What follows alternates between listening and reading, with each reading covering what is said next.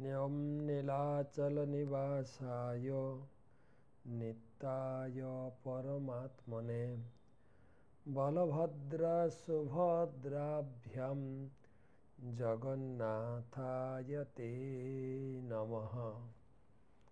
वन्देऽहं श्रीगुरो श्रीयुतपदकमलं श्रीगुरून् वैष्णवांश्च श्रीरूपं साग्रजातं सहगण रघुनाथान्वितं तं सजीवं साद्वैतं सावधूतं परिजनसहितं कृष्णचैतन्यदेवं श्रीराधाकृष्णपादान् सहगण ललिता श्रीविशाखान्वितांश्च नमो ॐ विष्णुपादाय कृष्णप्रेष्ठाय भूतले श्रीमते भक्तिवेदान्त स्वामिनिति नामिने। नमस्ते सारस्वते देवे गौरवाणी प्रचारिणे निर्विशेषशून्यवादी पाश्चात्यदेशतारिणे। जय श्री कृष्ण चैतन्य प्रभु नित्यानंद श्री अद्वैत गदाधर श्रीवासादि श्री गौर भक्तबिंद। हरे कृष्णा कृष्ण कृष्ण हरे हरे, हरे राम राम राम हरे हरे। ओम नमो भगवते वासुदेवाय, ओम नमो भगवते वासुदेवाय, ओम नमो भगवते वासुदेवाय।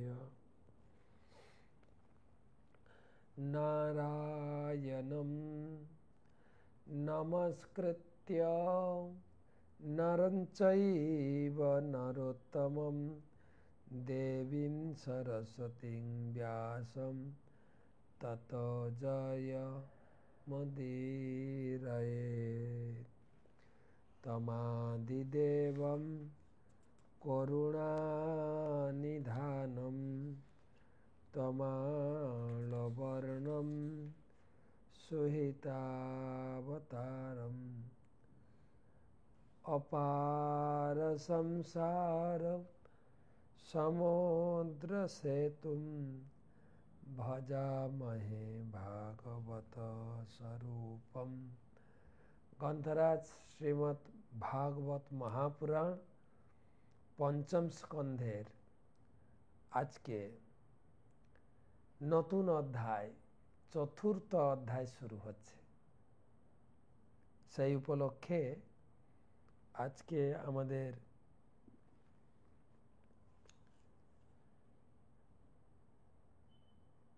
कि बोले सहस्र अष्टोत्तर शत क्लास 1008 क्लास 8तम भागवत रसमाधुरी 1008तम भागवत रसमाधुरी सकल के जानाई पुरी धामेर प्रीति शुभेच्छा अभिनंदन। आज के रात्रे आमी पाड़ी देव विदेशे लंडने एक सप्ताहेर जन्य। तो क्लास दिए बेरिये যাব। तो কালকে থেকে एक सप्ताह लंडने থাকবো।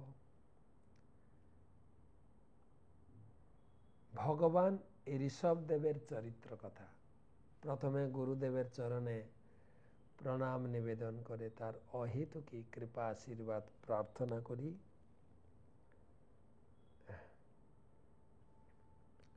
नमो ओं विष्णुपादाय कृष्णप्रेष्ठाय भूतले श्रीमते जयपताका स्वामी नीति नामिने। नम आचार्यपादाय निताय कृपा प्रदायिने गौरकथा धामदाय नगर ग्राम तारिणे। ভাগবত মাহাত্ম্য, নতুন ভাগবত মাহাত্ম্য আপনাদের কাছে গেছে। নিত্যং ভাগবতম যস্তু পুরাণং পঠতে নরঃ প্রত্যক্ষরম ভবেত্তস্য কপিলাদানজম ফলম। যে ব্যক্তি প্রতিদিন ভাগবত মহাপুরাণ পাঠ করে সে প্রতিটি অক্ষরের উচ্চারণের সাথে সাথে কপিলা গোদানের পুণ্য অর্জন করে।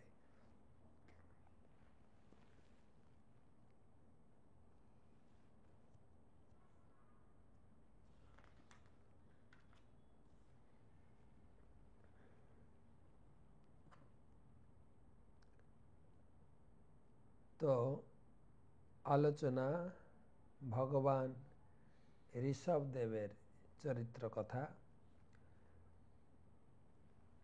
স্বয়ম্ভব এবং শতরূপার 5 ছেলে মেয়ে, 3 কন্যা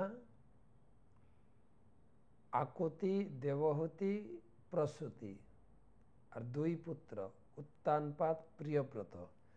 প্রিয়ব্রত বড় ছিলেন কিন্তু বৈরাগী ছিলেন, রাজ্যপাট গ্রহণ করছিলেন না, সেই জন্য তার বর্ণনা একটু পরে হচ্ছে। আগে 4 ছেলে মেয়ের বর্ণনা হয়ে গেছে। প্রিয়ব্রত মহারাজের পুত্র আগ্নিধ্র, আগ্নিধ্রের পুত্র নাভি, নাভির পুত্র ঋষভদেবের কথা আলোচনা হচ্ছে, এবং এরপরে আসবে ভরত মহারাজ। নাভিপুত্র ঋষভদেব। এই অধ্যায়ে মহারাজ নাভির পুত্র ঋষভদেবের চরিত্র বর্ণিত হয়েছে। ঋষভদেব শতপুত্রের পিতা ছিলেন এবং তাদের রাজত্বকালে পৃথিবী সর্বতোভাবে সুখী ছিল। মহারাজ নাভির পুত্র রূপে ঋষভদেব যখন আবির্ভূত হন তখন মানুষ তাকে সেই সময়কার সবচাইতে মহান এবং সবচাইতে সুন্দর পুরুষ বলে মনে করেছিলেন। তার অঙ্গ সৌষ্ঠব, প্রভাব, শক্তি, উৎসাহ, কান্তি এবং অন্যান্য দিব্য গুণাবলী অতুলনীয় ছিল। ঋষভ শব্দটির অর্থ হচ্ছে সর্বশ্রেষ্ঠ বা পরম। নাভি, মহারাজ নাভি তার পুত্রের অতুলনীয় গুণাবলী দর্শন করে তাকে ঋষভ নাম দিয়েছিলেন। তার প্রভাব ছিল অতুলনীয়। যখন বৃষ্টির অভাব হয়েছিল তখন বৃষ্টির অধ্যক্ষ দেবরাজ ইন্দ্রের অপেক্ষা না করে তার নিজের শক্তির দ্বারা তিনি সমগ্র অজনাভ বর্ষে প্রচুর পরিমাণে বারি বর্ষণ করিয়েছিলেন। পরমেশ্বর ভগবানকে তার পুত্র রূপে প্রাপ্ত হয়ে মহারাজ নাভি অত্যন্ত অনুরাগ সহকারে তাকে লালন পালন করতে লাগলেন। তারপর ঋষভদেবের হস্তে রাজ্যভার অর্পণ করে গৃহস্থ আশ্রম থেকে অবসর গ্রহণ করে মহারাজ নাভি বদ্রিকাশ্রমে ভগবান বাসুদেবের উপাসনায় প্রবৃত্ত হয়েছিলেন। ঋষভদেব লোকশিক্ষার জন্য কিছুদিন গুরুকুলে শিক্ষার্থী হয়েছিলেন এবং গুরুর আদেশে গৃহে প্রত্যাবর্তন করে দেবরাজ ইন্দ্র প্রদত্ত জয়ন্তী নামক কন্যার পানি গ্রহণ করেছিলেন। জয়ন্তীর গর্ভে তিনি 100 সন্তান উৎপাদন করেছিলেন। এই শতপুত্রের মধ্যে জ্যেষ্ঠ ছিলেন ভরত। মহারাজ ভরতের নাম অনুসারে এই বর্ষের নাম ভারতবর্ষ হয়েছে। ঋষভদেবের পরবর্তী পুত্রগণ হচ্ছেন কুশাবর্ত, ইলাবর্ত, ব্রহ্মাবর্ত, প্রলয়, কেতু, ভদ্রসেন, ইন্দ্রশ্রিক, বিদর্ভ এবং কিকট প্রমুখ। তার কবি, হবি, অন্তরিক্ষ, প্রবুদ্ধ, পিপ্পলায়ন, আবির্হত্র, দ্রমিল, চমস ও করভাজন নামক অন্য 9 জন পুত্র রাজ্যভার না গ্রহণ করে ভাগবত ধর্মের প্রচারক হয়েছিলেন। তাদের চরিত্র এবং কার্যকলাপ, কুরুক্ষেত্রে বসুদেব এবং নারদের মধ্যে কথোপকথন প্রসঙ্গে শ্রীমদ্ ভাগবতের একাদশ স্কন্ধে বর্ণিত হয়েছে। জনসাধারণকে শিক্ষাদান করার জন্য মহারাজ ঋষভদেব বহু যজ্ঞ অনুষ্ঠান করেছিলেন এবং কিভাবে প্রজা পালন করতে হয় সে সম্বন্ধে তার পুত্রদের শিক্ষা দিয়েছিলেন। এইগুলো এই অধ্যায়ের প্রাক কথন। শুরু হচ্ছে শ্লোক। শ্লোক 1।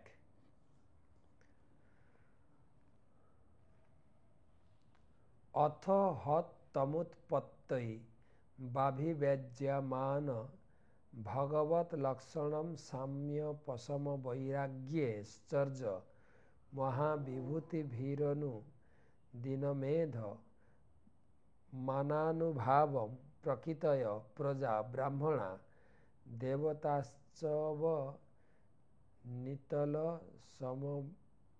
সমবনায়াতিতরাং জগৃধু। এসব গদ্যাকারে শ্লোক। সুখদেব গোস্বামী বললেন, নাভির পুত্ররূপে ভগবান যখন জন্মগ্রহণ করেছিলেন তখন তার পদতলে ধ্বজ, বজ্র ইত্যাদি ভগবানের চিহ্নসমূহ প্রকাশিত হয়েছিল। তিনি ছিলেন সমভূতে সমদর্শী, শান্ত, জিতেন্দ্রিয়, ঐশ্বর্য সমন্বিত, বিষয় বিতৃষ্ণ। এই সমস্ত গুণাবলীতে বিভূষিত হয়ে নাভিনন্দন প্রতিদিন বর্ধিত হতে লাগলেন। তাই প্রজাবর্গ, ব্রাহ্মণগণ, দেবতাগণ এবং অমাত্যেরা সকলেই অভিলাষ করেছিলেন যে ঋষভদেব যেন পৃথিবী শাসনে প্রবৃত্ত হয়। তো আমরা আলোচনা করছিলাম নাভি মহারাজ, তিনি ভগবানের মতো পুত্র লাভ করার জন্য যে তপস্যা করেছিলেন এবং ভগবান যে প্রতিশ্রুতি করেছিলেন আমি তোমাদের পুত্ররূপে আবির্ভূত হব, সেই পুত্রেরই জন্ম প্রসঙ্গে তার শরীরের লক্ষণাদি সুখদেব গোস্বামী তুলে ধরেছেন। পদতলে বজ্র, ধ্বজ এবং ভগবানের চিহ্নসমূহ প্রকাশিত হয়েছিল। তিনি কিভাবে ছিলেন? সমদর্শী, শান্ত, জিতেন্দ্রিয়, ঐশ্বর্য সমন্বিত এবং বিষয় বিতৃষ্ণ।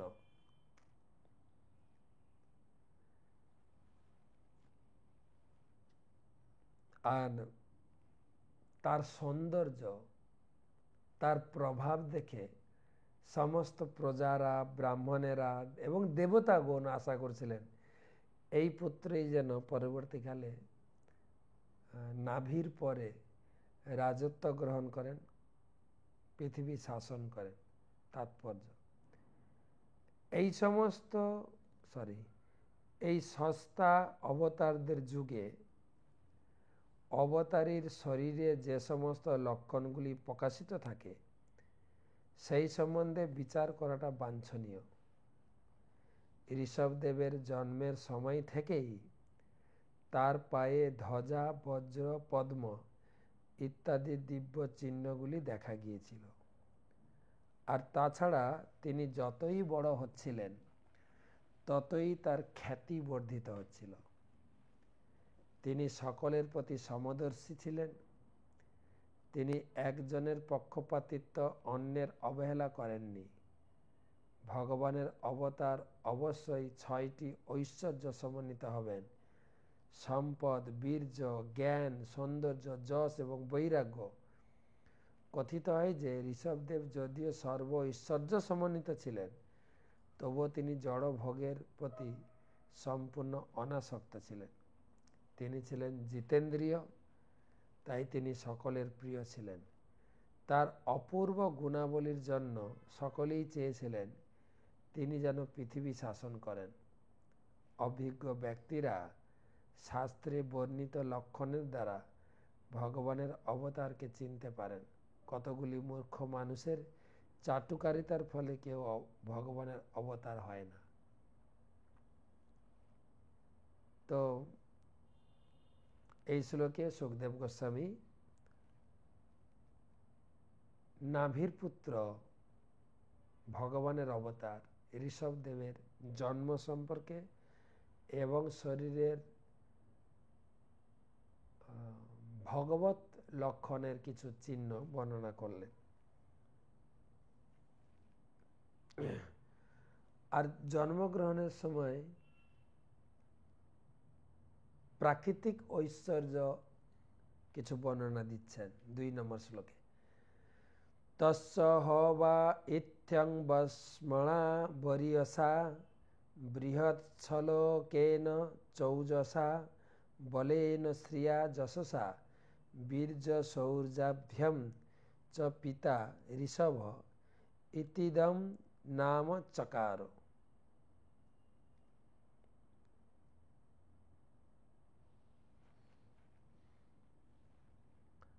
মহারাজ নাভির পুত্র যখন প্রকট হয়েছিলেন তখন তার মধ্যে কবিকুলের বর্ণিত সমস্ত গুণ, সমস্ত উত্তম গুণ তথা ভগবত লক্ষণ সমন্বিত সুগঠিত দেহ, তেজ, বীর্য, সৌন্দর্য, কীর্তি, প্রভাব এবং উৎসাহ দেখা দিয়েছিল।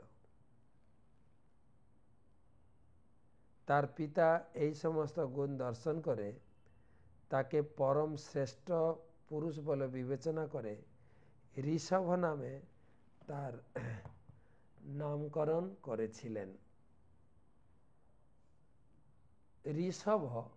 ঋষভ কথাটির অর্থ মানে সর্বশ্রেষ্ঠ, ঋষভ শ্রেষ্ঠ। তার শরীরের সুগঠিত দেহ এবং তেজ, বীর্য, সৌন্দর্য, কীর্তি, প্রভাব এবং তার মধ্যে প্রবল উৎসাহ দেখা দিয়েছিল। তার পিতা এই সমস্ত গুণ দর্শন করে তাকে পরম শ্রেষ্ঠ পুরুষ ঋষভ।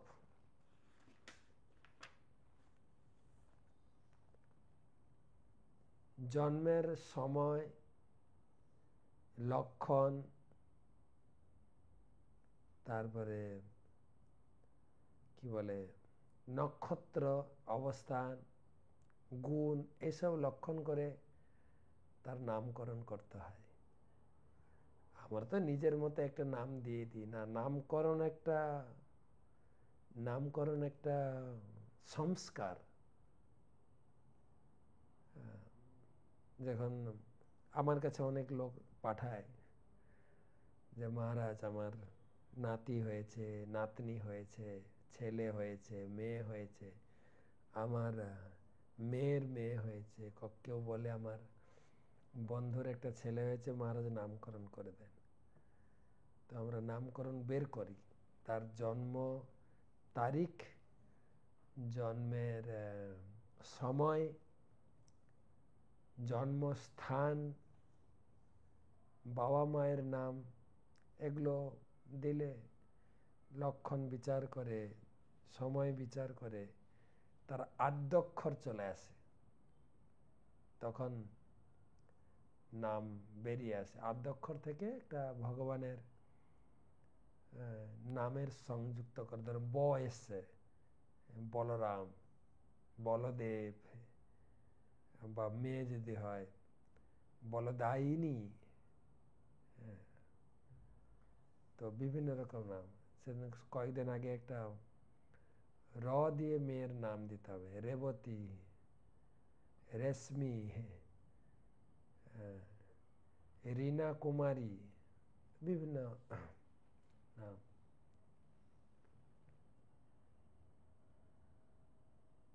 বিষ্ণুপ্রিয়া, কৃষ্ণপ্রিয়া।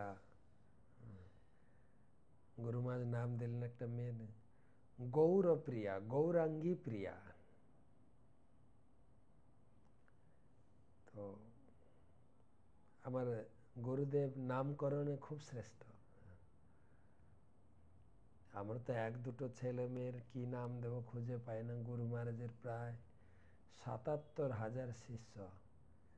তো বসে বসে বসে বসে সবার কাকে দেখতে কেমন, তারপরে তার বয়স, ধরুন কোনো লোকের বয়স ৬০ বছর, তরুণ কৃষ্ণ দাস, এটা তো হবে না, বয়স হয়ে গেছে, তাকে তরুণ দিলে কি করা, তাকে দেখতে কেমন, তার বয়স, তার স্বভাব।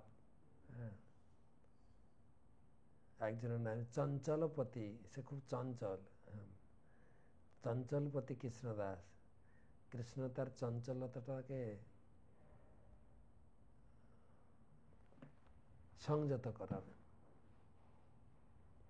তো তার একজনের নাম দিয়েছিলেন, যিনি আমার ইনচার্জ ছিলেন, মহাধৈর্য দাস। ধৈর্য মানে কতটা ধৈর্যবান ব্যক্তি আমি নিজের চোখে দেখেছি। ধৈর্য নয়, মহাধৈর্য দাস।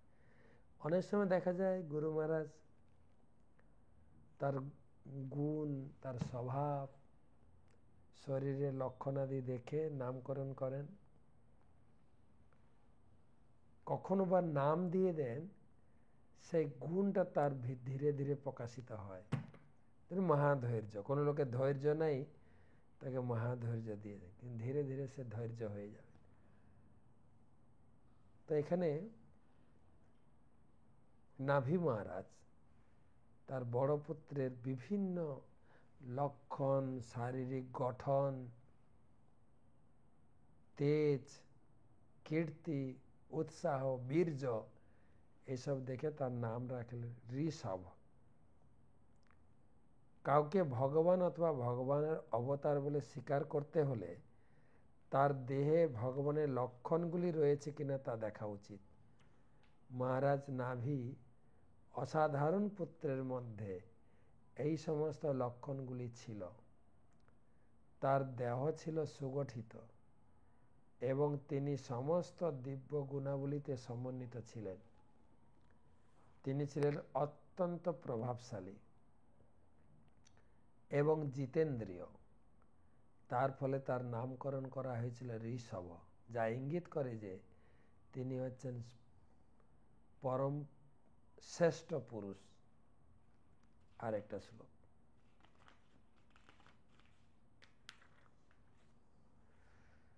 যস্য হিন্দ্র স্পর্ধমান ভগবান বর্ষে ন ববর্ষ তদবধার্য ভগবান ঋষভ দেব যোগেশ্বর প্রহসাত্ম যোগ মায়য়া সবর্ষমজনাভম নাবাভ্যবর্ষৎ।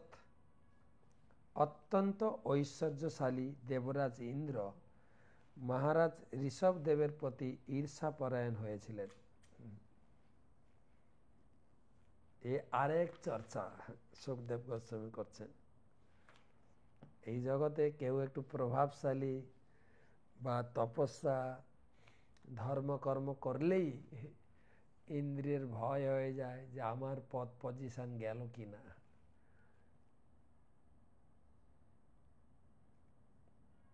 তাই তিনি ভারতবর্ষ নামক ঋষভদেবের মণ্ডলে বৃষ্টি বন্ধ করে দিয়েছিলেন।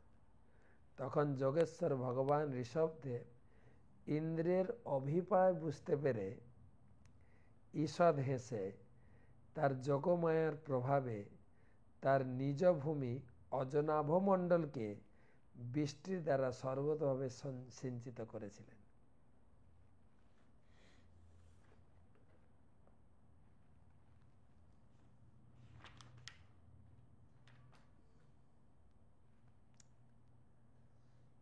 এই শ্লোক দুটিতে দুইবার ভগবান শব্দটি প্রয়োগ করা হয়েছে।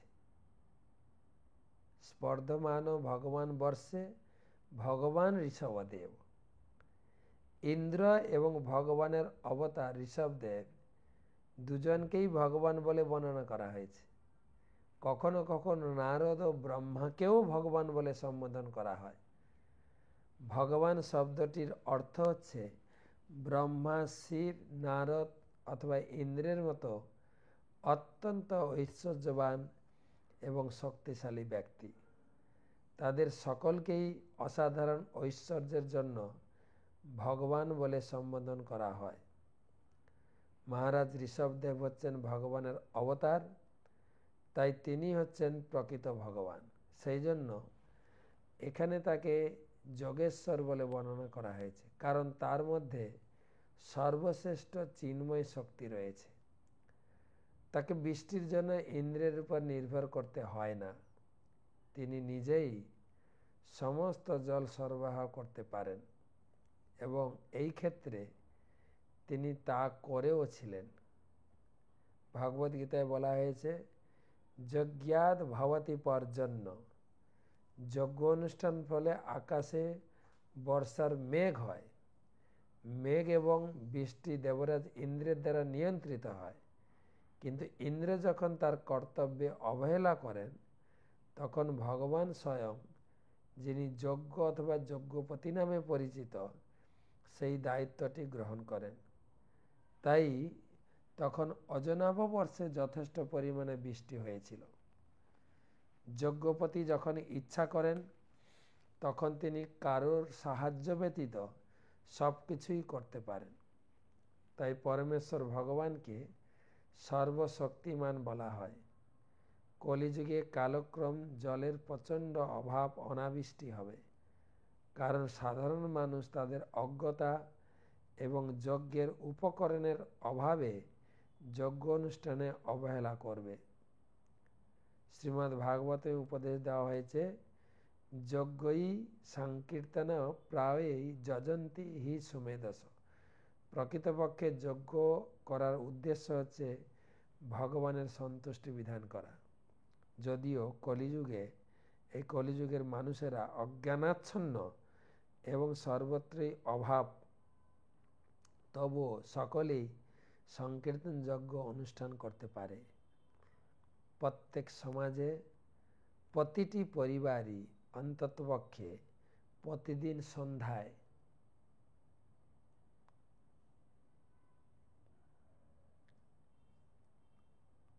সংকীর্তন যজ্ঞ করতে পারে। তাহলে আর সমাজে কোনো উৎপাত থাকবে না এবং বৃষ্টির অভাব হবে না। জড়জাগতিক সুখের জন্য এবং আধ্যাত্মিক উন্নতি সাধনের জন্য এই যুগের মানুষদের পক্ষে সংকীর্তন যজ্ঞ অনুষ্ঠান করা অবশ্য কর্তব্য। তো যাই হোক, এখানে আলোচনা করা হলো যজ্ঞ অনুষ্ঠানের বিষয়ে। তো 3টা শ্লোক, 2টো শ্লোকে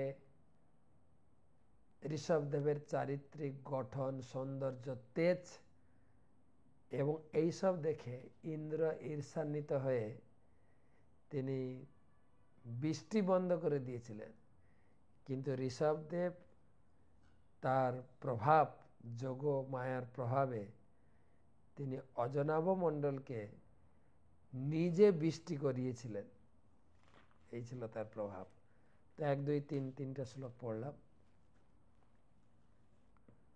তো কালকে আপনাদের একাদশী ব্রত, একাদশী করবেন ভালো করে। তো একাদশী ব্রতে কালকে তো একাদশী, আজকে পঞ্চতীর্থ স্নানের মহিমা একটু আলোচনা করব। কালকে সরাসরি আপনাদের সমুদ্র স্নান করাবো। পঞ্চশিব বার্তা আপনারা পেয়েছেন। এবারে পঞ্চতীর্থ, পুরীধামে 5টি সরোবর রয়েছে যাদেরকে পঞ্চতীর্থ বলা হয়। শাস্ত্রে বলা হয়েছে কেউ যদি এই পঞ্চতীর্থের একটিতেও স্নান করে তাহলে তাকে কখনো এই জড়জগতে জন্মগ্রহণ করতে হবে না। আমি পুরীতে গেলে 5টা তীর্থে স্নান করি, তবে রোহিণী কুণ্ড তো মন্দিরের ভিতরে রয়েছে, স্নান করার অপশান নেই। তবে আগে জল সিঞ্চন করতেন মাথায়, এখন সেটাও সরকার তালা চাবি দিয়ে লক করে দিয়েছেন, শুধু দর্শন করা যায়। বাকি 4টা তীর্থ মার্কেন্ডেয় বটেই কৃষ্ণে রোহিণ্যাম চ মহোদধৌ ইন্দ্রদুম্ন নরাস্নান্তা पुनर्जन्म न विद्यते। मार्कंडेय सरोवर, श्वेतगंगा, रोहिणीकुंड, समुद्र, इंद्रद्युम्न सरोवरे स्नान करले पुनर्जन्म হয় না। বা আরেকটা সিমিলার শ্লোক, মার্কন্ডেয় বটে কৃষ্ণ রোহিণ্যঞ্চ মহোদধি ইন্দ্রদ্যুম্ন সরশ্চৈব পঞ্চতীর্থ ইতি স্মৃতা। পুরীধামে এগুলি হচ্ছে পঞ্চতীর্থ, মার্কন্ডেয় সরোবর, শ্বেতগঙ্গা, রোহিণীকুণ্ড, মহাসাগর, ইন্দ্রদ্যুম্ন। এই হচ্ছে 5টা তীর্থ। তো প্রথমে মার্কন্ডেয় রোহিণীকুণ্ড সম্বন্ধে একটু আলোচনা করি। রোহিণীকুণ্ড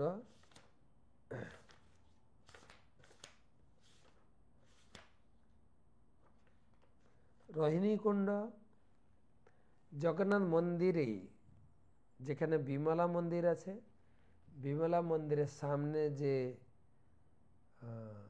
সিংহ বিমলা মাতার বাহনের পিছনেই রয়েছে রোহিণীকুণ্ড লেখা আছে, যেটা স্কন্দ পুরাণ অনুসারে পুরীতে নীলাচল বা নীল পর্বতের উপরে অক্ষয় বট বা কল্পবটের পাশে এই কুণ্ড অবস্থিত। রোহিণীকুণ্ড একটা আগে বড় কুণ্ড ছিল, তাতে সুন্দর সিঁড়ি বাঁধানো ছিল। আপনাদের কাহিনী মনে হয়তো আছে, যখন ইন্দ্রদ্যুম্ন মহারাজ বিদ্যাপতিকে পাঠিয়েছিলেন নীলমাধবের সন্ধান করতে, তখন রোহিণীকুণ্ড ছিল এবং তিনি দেখছিলেন একটা রোহিণীকুণ্ডের তীরে একটা বৃক্ষে একটা কাক বসেছিল। সে কাকটা বসে ঝিমাচ্ছিল। সেই কাকটা জলে পড়ে চতুর্ভুজ রূপ ধারণ করে বৈকুণ্ঠে চলে গেলেন। তো বিদ্যাপতিও এই দেখে হতবাক হয়ে গেছে। সে এত আকর্ষিত হয়ে সে যাচ্ছেন, তাহলে আমিও জলে ঝাঁপ দিই। তখন দৈববাণী হলো, না, তুমি এসেছ নীলমাধবের সন্ধানে, রাজা ওখানে ব্রত উপবাস করে রয়েছেন, তুমি গেলে তিনি জল গ্রহণ করবেন। তো সেই হচ্ছে রোহিণীকুণ্ড। বিভিন্ন পুরাণ অনুসারে রোহিণীকুণ্ড শঙ্খক্ষেত্রের নাভি দেশে অবস্থিত। এই বিশ্বাস প্রচলিত রয়েছে যে প্রলয়ের সময় এই কুণ্ড থেকে প্রলয় বাড়ি নির্গত হয়ে পুরো পৃথিবীকে প্লাবিত করে। এখন তো জল দেখা যায় না, কত জল বেরিয়ে পৃথিবীকে ডুবায়, প্লাবিত করে, এবং প্রলয়কালে সমস্ত জল এখানেই প্রবেশ করে। এবং এটাও বর্ণিত আছে, এই যে দারু ব্রহ্ম জগন্নাথ তৈরি হয়েছেন, এই কুণ্ড থেকে সেই দারু আবির্ভূত হয়েছে। রোহিণীকুণ্ডের প্রণাম মন্ত্র, কুণ্ডং হেতৎ রোহিণাখ্যম করুণা সলিলৈ যুক্তম তত্র সন্তিষ্ঠিত নিত্যম স্পর্শনাথ বন্ধ মুক্তিদম। রোহিণী আখ্যায়িত এই কুণ্ড করুণা সলিলে পূর্ণ। এই করুণাবারী স্পর্শ মাত্র জীব মুক্তিপ্রাপ্ত হয়। হে রোহিণীকুণ্ড, আমি তোমাকে প্রণতি নিবেদন করি। রোহিণাক্ষং মহাকালং বিষ্ণু লক্ষণম বাঞ্ছিতম শঙ্খচক্রধরম সাক্ষাৎ সত্য ভাবনম নমস্তুতে। হে রোহিণী, তুমি মহাকাল স্বরূপ, বিষ্ণুর সকল অঙ্গের আভাস তোমার দিব্য জলে প্রতিফলিত হচ্ছে। তুমি শঙ্খ ও চক্র ধারণ করেছ, তুমি সাক্ষাৎ সত্য স্বরূপ। আমি তোমাকে আমার বিনীত প্রণাম জানাই। তো রোহিণীকুণ্ড গেল, এবারে মার্কন্ডেয় সরোবর।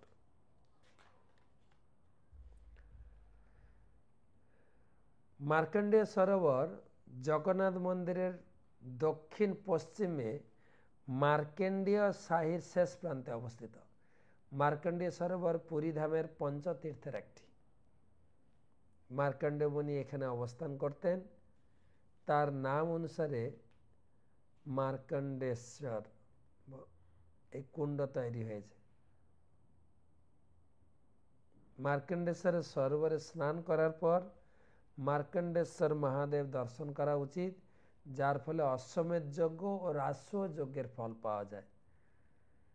মার্কণ্ডেয় মহাদেবের প্রণাম মন্ত্র: ত্রিলোচন নমস্তেস্তু নমস্তে শশীভূষণ ত্রাহি মাম তম বিরূপাক্ষ মহাদেব নমস্তুতে।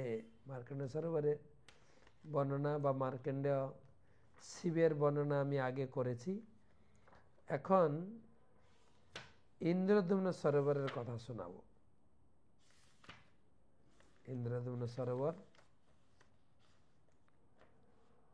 আর সমুদ্রের কথাটা কালকে। তাহলে রোহিণী কুণ্ড, শ্বেতগঙ্গা তো শুনিয়েছি আগে, তারপরে মার্কণ্ডেয় সরোবর শুনালাম, রোহিণী হয়ে গেল। আর এখন আলোচনা করব ইন্দ্রদ্যুম্ন সরোবর। সমুদ্র মহাদধি পঞ্চতীর্থের মহান তীর্থ, সেটা আমরা কালকে শোনাব। আজকে ইন্দ্রদ্যুম্ন সরোবর। গুন্ডিচা মন্দিরের কাছে 5 একর জায়গা জুড়ে ইন্দ্রদ্যুম্ন সরোবর অবস্থিত, বিশাল ইন্দ্রদ্যুম্ন সরোবর। এই অঞ্চলে রাজা ইন্দ্রদ্যুম্ন প্রথমে এসে অশ্বমেধ যজ্ঞ করেছিলেন। হাজার হাজার গাভী ব্রাহ্মণদের তিনি দান করেছিলেন। এই সমস্ত গাভী দানের পূর্বে এই স্থানে দাঁড়িয়ে থাকতো। তাদের খুরের আঘাতে ভূমিতে গর্ত হয়ে সেখানে এই বড় সরোবরটি তৈরি হয়েছে। কেউ বানায়নি, গাভীরা ছিল না, তাদের পশ্চাৎ। আর মহারাজ ইন্দ্রদ্যুম্ন যে ব্রাহ্মণদের গাভী দান করেছিলেন, হাতের আচমনকৃত জল, এই দুটো মিলে ইন্দ্রদ্যুম্ন সরোবর তৈরি হয়েছে। এই সরোবর গোমূত্র ও জলে পরিপূর্ণ হয়ে যেত। রাজা ইন্দ্রদ্যুম্ন ওই জল সংকল্পের উৎসবের সময় ব্যবহার করতেন। এইভাবে এটি তীর্থে পরিণত হয় এবং মনে করা হয় যে এই সরোবরে সর্বতীর্থ বিরাজ করে থাকেন। কেউ যদি এখানে স্নান করেন তাহলে তিনি সর্বপাপ হতে মুক্ত হন। নাতঃ পরতরম তীর্থম হয়মে ধাঙ্গ সম্ভবাত ইন্দ্রদ্যুম্নস্য সরস সদ্ব্যা তীপথগা সমা। ইন্দ্রদ্যুম্ন সরোবর তীর্থে নীলকণ্ঠেশ্বর মহাদেব বিরাজ করছেন। এই তীর্থে শ্রী চৈতন্য মহাপ্রভু অনেকবার জল কেলি করেছেন। শ্রী চৈতন্য চরিতামৃত গ্রন্থে মহাপ্রভু ইন্দ্রদ্যুম্ন সরোবরের কথা: নানাদ্যানে ভক্ত সঙ্গে বৃন্দাবন লীলা ইন্দ্রদ্যুম্ন সরোবরে করে জল খেলা। পুরী মন্দিরটা হচ্ছে দ্বারকা, আর গুন্ডিচা মন্দিরটা হচ্ছে বৃন্দাবন। তাই বৃন্দাবন বিহার মহাপ্রভুর, আর ওখানে যমুনা মনে করে ইন্দ্রদ্যুম্নে জলকেলি করতেন। আপনে সকল ভক্তে সিঞ্চে জল দিয়া সব ভক্ত গণ সিঞ্চে চৌদিকে বেড়িয়া। কভু এক মণ্ডল কভু অনেক মণ্ডল জল মণ্ডুক বাদ্যে সবে বাজায় করতাল। দুই দুই জনে মেলি করে জলরণ কেহ হারে কেহ জিনে প্রভু করে দর্শন। অদ্বৈত নিত্যানন্দে জল ফেলা ফেলি আচার্য হারিয়া পাছে করে গালাগালি। বিদ্যানিধির জল কেলি স্বরূপের সনে গুপ্ত দত্তে জল কেলি করে দুই জনে। শ্রীবাদ সহিত জল খেলে গদাধর রাঘব পণ্ডিত সনে খেলে বক্রেশ্বর। সার্বভৌম সঙ্গে খেলে রামানন্দ রায় গাম্ভীর্য গেলা দোহার হইল শিশু প্রায়। সার্বভৌমাচার্য পণ্ডিত, সে রামানন্দের সঙ্গে জল খেলা শুরু করেছে। মহাপ্রভু তা দোহার চাঞ্চল্য দেখিয়া গোপীনাথ আচার্য কিছু কহে ন হাসিয়া। পণ্ডিত গম্ভীর দুয়ে প্রামাণিক জন বাল চাঞ্চল্য করে করাহ বর্জন।